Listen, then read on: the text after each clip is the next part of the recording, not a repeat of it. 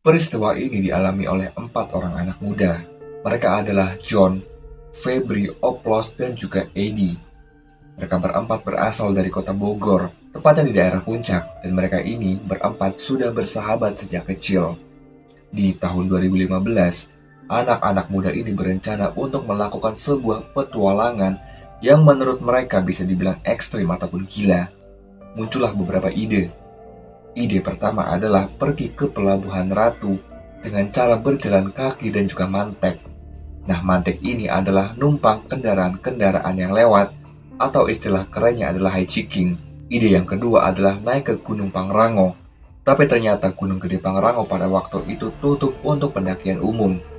Dan yang ketiga adalah camping ke sebuah curug, di mana curug ini masih bisa dibilang sangat perawan dan belum banyak dikunjungi oleh wisatawan di tahun 2015. Setelah berdiskusi cukup lama, akhirnya mereka berempat pun sepakat untuk camping di sekitaran Curug Beret. Ya, buat kalian yang belum tahu, Curug Beret adalah sebuah air terjun dengan ketinggian sekitar 30 meter yang terletak di Kampung Lembah Nendet, Desa Sukagali, Kecamatan Megamendung, Kabupaten Bogor, Jawa Barat. Curug ini berada dekat dengan bumi perkemahan Baru Bolang yang ada di kawasan Taman Nasional Gunung Gede Pangrango. Sekitar jam 8 pagi mereka sudah berangkat dari rumah John dengan cara berjalan kaki. Dan di antara mereka berempat belum ada satupun yang pernah ke lokasi curug itu sebelumnya. Dan untuk menuju ke lokasi Curug Beret, mereka hanya mengandalkan informasi dari Google Maps dan juga nanya-nanya kepada penduduk sekitar. Mereka terus saja berjalan menuju ke Kampung Lembah Nendet. Mereka berjalan terus hingga menemukan sebuah kebun teh dan terus saja menapaki jalanan setapak yang menuju ke arah utara. Berjam-jam sudah mereka berjalan, menyusuri jalanan setapak itu. Hingga akhirnya jalanan itu pun habis, mentok sudah. Dan sekarang di depan mereka cuma ada hutan. Mau nanya ke orang juga nggak mungkin, karena pada waktu itu tidak ada siapa-siapa, kecuali mereka berempat di sana. Sekarang mereka memutuskan untuk terus menerobos ke arah utara, meskipun mereka harus membelah hutan. Mereka terus menembus semak-semak, tidak ada jalan setapak. Mereka pun terpaksa untuk membuka jalur baru. Pada waktu itu, posisi John berada di paling depan. Dia ini bertugas untuk membuka jalan dengan menebas semak-semak yang ada yang menghalangi jalan mereka. Dan setelah beberapa menit menembus hutan, entah kenapa tiba-tiba saja tangan kiri si John ini terasa sangat panas, kayak kebakar. Sakit sekali rasanya. Tapi anehnya ketika dicek, ternyata nggak ada apa-apa, nggak ada luka sama sekali, tetapi sangat panas. Dan di sini firasat John mulai nggak enak. Dia merasa ada yang janggal, ada yang aneh. Tetapi dia mencoba untuk terus berpikir positif. Sekarang posisi depan digantikan oleh Eddie, dan mereka terus saja menembus hutan. Hingga beberapa menit kemudian, mereka kini dihadapkan dengan sebuah jurang. Meskipun tidak terlalu dalam, tetapi lumayan curam kemiringannya. Mereka pun terus nekat untuk menuruni jurang tersebut. Dan ketika berada di tengah-tengah jalur menuruni jurang, mereka berempat serentak mencium bau pandan yang sangat menyengat. Dan seketika, bulu kuduk mereka semuanya berdiri. Tetapi karena sudah kepalang tanggung, ya udah lanjut aja. Hingga akhirnya sampailah mereka di dasar jurang. Dan ketika mereka sudah sampai di dasar, mereka kembali bingung. Di sana nggak ada jalanan sama sekali. Di depan mereka sekarang ada sebuah tebing yang cukup curam. Di sana juga ada sebuah aliran sungai yang kecil, kecil banget airnya. Dan mereka pun memutuskan untuk mengikuti aliran sungai itu. Sekitar 1 jam kemudian, mereka pun akhirnya menemukan sebuah jalan setapak dan juga sebuah saung kecil. Mereka pun beristirahat di dalam saung itu. Mereka ini masih bingung harus kemana lagi mereka. Mau buka GPS juga nggak mungkin, karena di sana sudah tidak ada sinyal. Setelah beberapa menit beristirahat, terlihat ada seorang kakek-kakek yang lewat di depan mereka. Sepertinya kakek itu habis mencari kayu bakar. Mereka pun bertanya kepada kakek itu tentang lokasi Curug Beret. Kakek itu menunjuk ke arah atas. Dan kakek itu bilang bahwa ada lebih dari 100 mahasiswa yang sedang camping di sana. Mereka berempat cukup lega. Selain karena mereka nggak sendirian yang ngecamp, mereka juga hanya membawa sedikit logistik. Mereka hanya membawa 2 gelas beras, 4 bungkus mie instan, beberapa bungkus rokok, dan juga biskuit sisa lebaran. Jadi mereka berempat niatnya, mereka ini bisa minta tambahan logistik kepada mahasiswa yang sedang camping di sana di Curug Beret. Mereka pun mengikuti jalan yang sudah ditunjukkan oleh kakek-kakek yang tadi. Dan sekitar jam setengah 3, akhirnya mereka menemukan sebuah petunjuk berupa pelang ataupun papan yang bertuliskan "Selamat datang di Curug Beret". Mereka pun terus mengikuti jalan setapak, dan sekitar 2 kilometer kemudian, mereka bertemu dengan sebuah pertigaan. Sayangnya di pertigaan itu, nggak ada petunjuk arah yang mengarahkan mereka ke lokasi Curug Beret. Pertigaan itu, kalau ke kiri, jalanannya adalah turun ke bawah, dan kalau ke kanan cenderung landai dan jalannya cukup lebar. Febri, yang di antara mereka berempat adalah yang paling dituakan, dia menganjurkan agar mencoba untuk mengikuti jalan yang ke arah kiri. Mereka pun akhirnya berjalan ke kiri yang menurun. Tetapi setelah beberapa meter berjalan, di depan mereka, kini jalanannya terputus karena longsor. Mereka terpaksa kembali lagi ke pertigaan yang tadi. Dan belum saja mereka sampai di pertigaan yang tadi, tiba-tiba mereka melihat seekor kera yang warnanya putih. Bukan kera biasa, karena tubuhnya sangat besar, bahkan tingginya melebihi tinggi mereka berempat. Mereka sangat ketakutan, dan sambil gemeteran, si John ini ngambil golok yang ada di pinggangnya. Tetapi kera itu bukannya menjauh, kera itu malah semakin mendekati si John. John takut bukan main, badannya benar-benar bergetar, gemeteran, sampai-sampai dia nggak bisa bergerak, dia hanya mematung. Tiba-tiba, si Febri ini teriak kenceng banget. "Woi!" Kera itu pun akhirnya lari masuk ke dalam hutan, dan mereka berempat langsung lari sekenceng-kencengnya. Setelah lumayan tenang, mereka pun kembali melanjutkan perjalanan. Sekarang mereka mengambil jalur yang ke arah kanan, dan setelah beberapa lama berjalan, mereka kembali merasa ada yang aneh, karena setelah hampir 1 jam berjalan, mereka cuman kayak muter-muter gak jelas di sana, gak sampai-sampai, seperti jalan itu gak ada ujungnya. Mereka pun menyerah dengan jalur kanan, dan memutuskan untuk kembali ke pertigaan yang tadi. Di sana mereka pun berdiskusi. Febri, dia ini menyarankan agar mereka membatalkan perjalanan mereka dan pulang aja ke rumah. Sedangkan si John, Oplos, dan juga Eddie, mereka ingin terus melanjutkan perjalanan dan camping di Curug Beret. Mereka pun berempat berdebat, cukup alot perdebatannya. Hingga akhirnya dibuatlah sebuah kesepakatan. Mereka berempat akan kembali menyusuri jalanannya ke arah kiri yang ada tanah longsornya.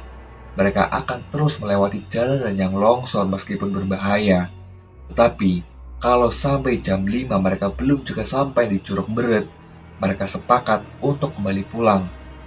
Singkat cerita, setelah mereka berhasil melewati jalanan yang longsor, John dan Eddie melihat sebuah villa yang cukup megah dari kejauhan. Dan terlihat seperti ada cerobong asap di atas villa tersebut. John ini sempat bercanda sama Eddie. Eddie, itu yang ngebangun siapa sih? Toko materialnya di mana? Rajin aman dikirim ke atas gunung. Siapa juga tukang bangunannya? Si John sama Eddie mereka berdua ketawa kencang banget. Singkat cerita, akhirnya mereka pun sampai di lokasi Curug Beret. Meskipun pada waktu itu sedang kemarau panjang hingga debit airnya cukup kecil, tetapi mereka tetap merasa sangat bahagia. Kecuali Febri, dia merasa ada yang aneh, ada yang janggal. Kan katanya ada 100-an mahasiswa yang sedang camp di sana. Tetapi ternyata di sana, ketika sampai di sana, benar-benar sangat sepi. Gak ada siapa-siapa kecuali mereka berempat. Dan karena perasaan Febri sudah sangat gak enak, dia ini menyarankan agar mereka foto-foto aja di sana. Habis itu pulang, gak usah nginep. Tetapi lagi-lagi, John, Oplos, dan Eddie tetap kekeh pengen camping di sana. Katanya mereka ini sudah lelah karena perjalanan. Toh sekarang sudah jam 5 lewat. Nanggung kalau harus balik lagi.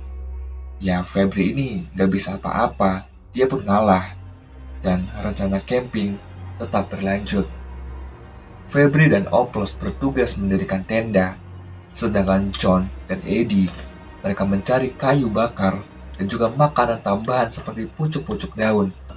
Ya mereka yang terbiasa dengan lalapan, jadi mereka bisa membedakan mana daun yang bisa dimakan dan juga mana yang tidak bisa. Toplah mereka. Sekitar jam 6 sore mereka pun mulai memasak 1 gelas beras, 2 bungkus mie instan dan juga beberapa lalapan. Mereka berempat pun bersantai menikmati sore hari di Curug Beret. Sekitar jam 7 malam, suasana di sana sudah terasa aneh. Mereka mendengar suara-suara binatang seperti babi, anjing hutan, dan lain-lain. Mereka pun cepat-cepat membuat obor. Singkat cerita, 5 obor dan juga 1 perapian yang lumayan besar sudah menyala. Obor-obor itu ditaruh mengelilingi tenda. Sekitar jam 8 malam mereka semua pun masuk ke dalam tenda, ngopi-ngopi dan ya biasalah ngobrol-ngobrol. Febri pun bilang sambil bercanda, "Udah kita tenang aja, kita nggak usah takut. Toh kan ada si Oplos. Tuh lihat, banyak penjaga di tangannya." Ya, Oplos ini memang banyak sekali tato di tubuhnya. Dulu dia anak jalanan, mantan anak pang, gitu sih katanya. Mereka pun semua tertawa dengan sangat kencang dan bahagia, dan suasana di dalam tenda cukup menggembirakan. Nah, sekitar jam 9 malam, kejadian-kejadian aneh mulai dialami oleh 4 orang ini. Kejadian pertama adalah ketika mereka mendengar suara kodok yang perlahan terus mendekati tenda mereka. Dan anehnya, suara itu hanya mengelilingi tenda mereka. Dan gak lama kemudian, mereka mendengar suara langkah kaki orang yang sedang berjalan. Gak cuma 1 atau 2 orang, suara itu terdengar seperti langkah kaki banyak sekali orang. Ramai langkah kaki di luar tenda. Tapi mereka berempat sadar kalau itu bukanlah suara manusia. Mereka benar-benar ketakutan di dalam tenda. Dan malam itu, John ini ternyata membawa sebotol minuman beralkohol, anggur merah atau amer. Tapi kalau menurut si John sendiri, mereka ini gak ada niatan untuk mabuk-mabukan di Curug Beret. Ya, cuma sekedar menghangatkan badan. Mereka bertiga meminum anggur merah itu, kecuali si Febri. Ya, Febri ini memang anti minuman-minuman keras.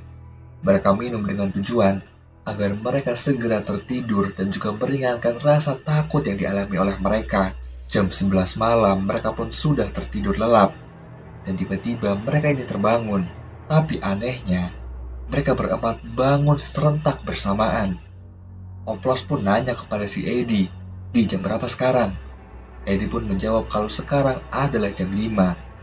Mereka berempat merasa cukup lega dan tertawa karena sekarang sudah pagi. Mereka berempat pun keluar tenda dan ternyata api unggun dan juga semua obor sudah padam. Mereka pun kembali menyalakan api unggun dan juga obor. Dan kini mereka lagi-lagi merasa ada yang aneh, ada yang janggal. Kalau sekarang jam 5, kenapa langit masih sangat gelap? Suasananya masih seperti tengah malam. Eddie sangat kaget, karena ketika dia kembali melihat jam, ternyata sekarang masih jam setengah 12. Eddie salah lihat jam ternyata. Mereka berempat pun buru-buru masuk lagi ke dalam tenda. Dan mulai saat inilah, semua teror di Curug Beret mulai bermunculan satu persatu menghampiri mereka berempat. Tepat jam 12 malam, tiba-tiba dari luar tenda terdengar suara perempuan yang menangis. Ya, suaranya sangat jelas terdengar. Dan anehnya, sekarang suara curug dan juga binatang-binatang hutan sudah tidak lagi terdengar oleh mereka. Mereka hanya mendengar suara perempuan yang terus saja menangis. Suara tangisan itu terus menghantui mereka berempat, bahkan hingga jam 1 dini hari. Bayangin aja, 1 jam lamanya mendengar suara perempuan yang nangis yang ada di tengah-tengah hutan. Mereka berempat pun benar-benar ketakutan dan gak tahu harus ngapain. Sekitar jam 1 dini hari, Akhirnya, suara tangisan itu hilang. Sepi sekali suasana di Curug Beret.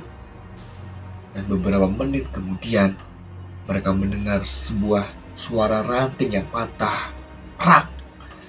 Dan dari balik bayang-bayang api unggun dari dalam tenda, mereka sadar. Sekarang di depan tenda sudah ada kera besar banget badannya. Kali ini gak cuma satu, tapi ada banyak. Dan dari kejauhan, terdengar dengan sangat jelas suara lolongan-lolongan anjing. Mereka berempat cuma bisa ketakutan, saling pandang, dan gak ngerti, gak berani harus ngelakuin apa. Mereka hanya bisa berdoa sebisa mereka. Dan tiba-tiba, dari arah belakang tenda, terdengar suara auman macan.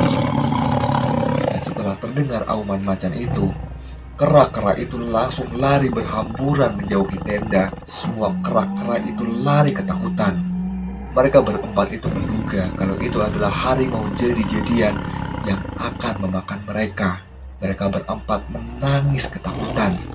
Karena bisa saja salah satu dari mereka akan diterkam oleh harimau itu. Atau mungkin aja mereka berempat semua akan diterkam oleh harimau jadi-jadian itu. Sambil menangis, si Oplos ini bilang, "Saya berjanji jika saya selamat dan masih bisa melihat matahari besok, saya akan bersujud di kaki ibu saya, kemudian meminta maaf. Karena kelakuan saya selama ini hanya bisa membuat ibu terus menangis. Betapa besarnya dosaku kepada ibuku sendiri." Setelah mendengar perkataan Oplos, Eddie, John, dan juga Febri menjadi semakin merasa bersedih dan ketakutan. John juga sangat khawatir kalau saja dia mati di sana. Dia merasa kasihan dengan anaknya yang masih sangat kecil, belum bisa membahagiakan orang tua si John, hidup masih amburadul dan juga jauh dari agama. Singkat cerita, setelah mereka saling mengakui dosa-dosa terbesar mereka, kini mereka mendengar ada suara langkah kaki, seperti dua orang, dan mereka juga berbicara dalam bahasa Sunda, yang kalau diartikan, "Jauh banget ya ke sini. Saya sampai lelah banget." Mereka berempat ini belum yakin apakah itu suara manusia ataukah bukan, hingga terlihat bayangan orang itu dari dalam tenda.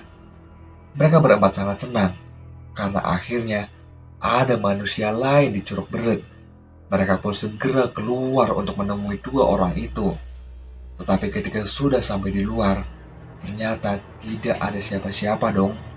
Karena di depan mereka cuman ada curug dan juga hutan yang sangat lebat. Obor yang mereka buat sudah mati kecuali api unggun. Sekarang mereka kembali ke dalam tenda dengan perasaan yang semakin ketakutan. Mereka semua hanya bisa saling tatap, tidak mampu berkata apa-apa. Dan sekitar jam 3, lagi-lagi suara curug dan juga binatang malam sudah tidak lagi terdengar. Hening semua. Dan tiba-tiba terdengar suara tertawa wanita yang sangat menakutkan telinga mereka. Dan dari sela-sela pintu tenda, mereka melihat ada sesosok wanita bergaun putih, berambut panjang, yang mondar-mandir di depan tenda, sambil terus tertawa cekikikan. Mereka berempat semua stres, dan mungkin hampir dibuat gila. Wanita itu terus saja mondar-mandir di depan tenda. Bahkan sesekali dia menarik-narik tali tenda mereka. Mereka berempat sudah tidak bisa berpikir jernih. Terlebih John, yang dia pikirkan malam itu adalah dia pasti mati malam itu juga. Selain penampakan dari wanita itu, di luar tenda terdengar lolongan anjing yang saling bersahutan dan juga terdengar kembali ada suara langkah kaki. Juga terdengar beberapa orang laki-laki yang sedang mengobrol, kini dalam bahasa Jawa. Mereka semua yang orang Sunda nggak tahu apa yang sedang orang-orang itu katakan. John, Febri, Oplos, dan juga Eddie sudah yakin kalau itu bukanlah suara manusia. Mereka berempat cuma bisa menangis di dalam tenda. Dan tiba-tiba, Oplos dan Eddie ini tertidur. Entah mereka ini beneran tidur atau mungkin mereka ini pingsan ketakutan. Dan sekarang hanya tersisa John dan juga Febri. John ini pengen banget tertidur ataupun pingsan seperti Oplos dan juga Eddie. Waktu itu dari jam 4 sampai jam 5 benar-benar terasa sangat lama. Dan entah apa yang terjadi, John, dia ikutan pingsan. Sekitar jam 5 lewat 45 menit, John ini akhirnya membuka mata. Di depan dia terlihat Febri yang tertidur sambil jongkok.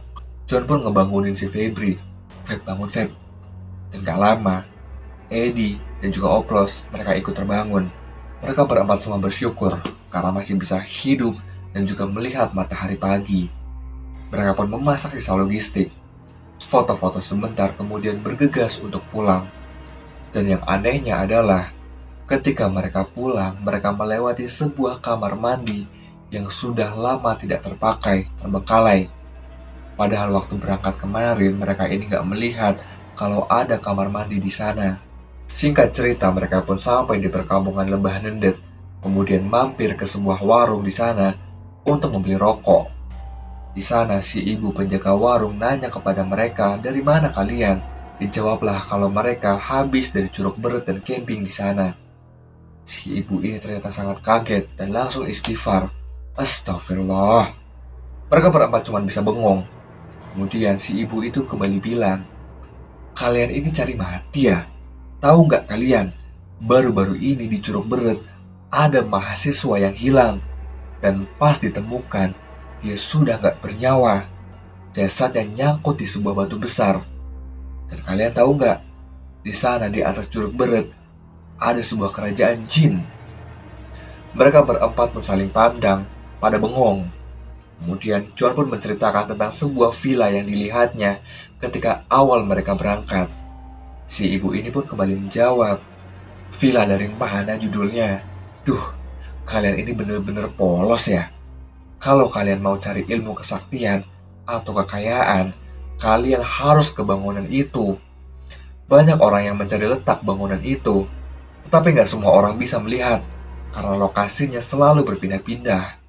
Ya, singkat cerita mereka pun akhirnya bisa kembali pulang. Mereka pun bersyukur karena bisa masih hidup. Dan setelah pulang dari curug itu, Eddie ternyata sempat sakit. Dan kata kakeknya yang orang pintar di kampungnya, Eddie ini ketempelan jin penunggu Curug Beret. Dan setelah diruqyah, alhamdulillah, Eddie pun bisa kembali sehat walafiat. Terima kasih sudah menyaksikan video ini hingga akhir. Dan buat kalian yang punya cerita-cerita menarik, kalian bisa tulis ceritanya dan kirimkan ke alamat email yang ada di kolom deskripsi. Nama saya Bayu. Terima kasih sudah menyaksikan. Assalamualaikum warahmatullahi wabarakatuh. Tetap rendah hati. Salam lestari. Bye-bye.